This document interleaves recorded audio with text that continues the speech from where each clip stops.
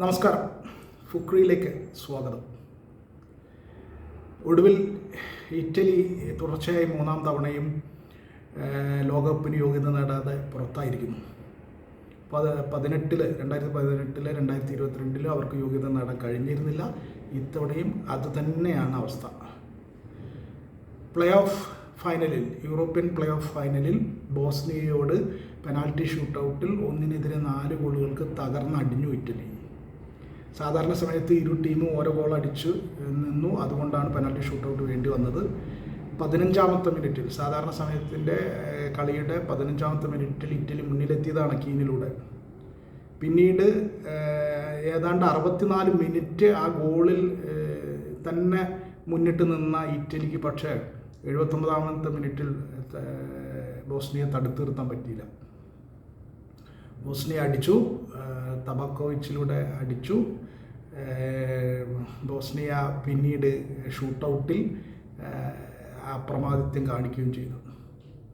വളരെ ദയനീയമാണ് അവസ്ഥ. ഇറ്റലിയെ സംബന്ധിച്ചിടത്തോളം അവർ പല തവണ ലോക ചാമ്പ്യന്മാരായ ടീം എന്ന നിലയിൽ ഫുട്ബോളിൻ്റെ ചരിത്രത്തിൽ തന്നെ എക്കാലത്തെയും മികച്ച ടീമുകളിലൊന്നെന്ന നിലയിൽ ഒക്കെ അവരുടെ ഒരു ക്രെഡിബിലിറ്റി, അവരുടെ ഒരു ഇമേജ് എല്ലാം തകർന്ന് അടിയാണ് കഴിഞ്ഞ 3 തവണയായിട്ട്. എല്ലാ അർത്ഥത്തിലും കളിയിൽ ഇറ്റലിക്ക് വലിയ അപ്രമാദിത്വം ഉണ്ടായിരുന്നു എന്നും പറയാൻ പറ്റില്ല. പക്ഷേ ബോസ്നിയ ശക്തമായിട്ട് പോരാടി. അതുതന്നെയാണ്, ആ പോരാട്ടം തന്നെയാണ് അവരെ വിജയിപ്പിച്ചത്. ഇറ്റലിയുടെ പേരിനും പെരുമയ്ക്കൊത്ത ഒരു കളി കളിക്കാൻ പറ്റിയില്ല. അല്ലെങ്കിൽ സാധാരണ സമയത്ത് തന്നെ ഗോളടിച്ച് ജയിക്കാമായിരുന്നല്ലോ ഇറ്റലിക്ക്, പക്ഷെ നടന്നില്ല. അപ്പോൾ എന്തായാലും ആ ചീത്തപ്പേര് ഇനി അടുത്ത 4 വർഷം കൂടി തുടരും. 3 ലോകകപ്പ് തുടർച്ചയായിട്ട്, അതായത് 12 വർഷം. ഇനി 4 വർഷം കൂടി കഴിയുമ്പോൾ 16 വർഷം ലോകത്തെ ഏറ്റവും മികച്ച വേദിയിൽ കളിക്കാൻ പറ്റാത്ത ഒരു ടീമായിട്ട് ഇറ്റലി അധപ്പതിച്ചു എന്ന് പറയുന്നതിനേക്കാൾ വേദനാജനകമായ, ദുഃഖകരമായ ഒരു കാര്യം ലോക ഫുട്ബോളിൽ ഇല്ല.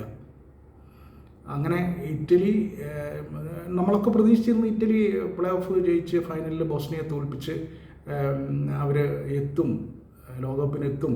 അങ്ങനെ ലോകത്തെ ഏറ്റവും മികച്ച വേദിയിൽ എല്ലാവർക്കും ഒപ്പം, അർജൻറ്റീനയ്ക്കും ബ്രസീലിനും ഫ്രാൻസിനും പോർച്ചുഗലിനും സ്പെയിനിനും ഒക്കെ ഒപ്പം ഇറ്റലിയും ഉണ്ടാകുമെന്ന് നമ്മൾ പ്രതീക്ഷിച്ചിരുന്നു.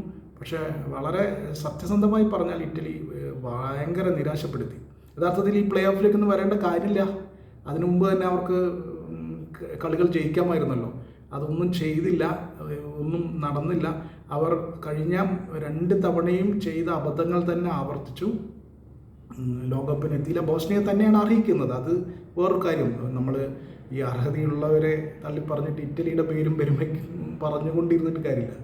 പേരും പെരുമയിലൊക്കെ എന്താണ് കാര്യം? അന്ന് കളിക്കുന്നവരല്ലേ ജയിക്കുക. ആ കളി ബോസ്നിയാണ് കളിച്ചത്. സത്യം പറഞ്ഞാൽ ഇറ്റലി പ്ലേ ഓഫിലേക്ക് വരാതെ തന്നെ അവർക്ക് ജയിക്കേണ്ട ഉത്തരവാദിത്വം അവർക്കുണ്ട്.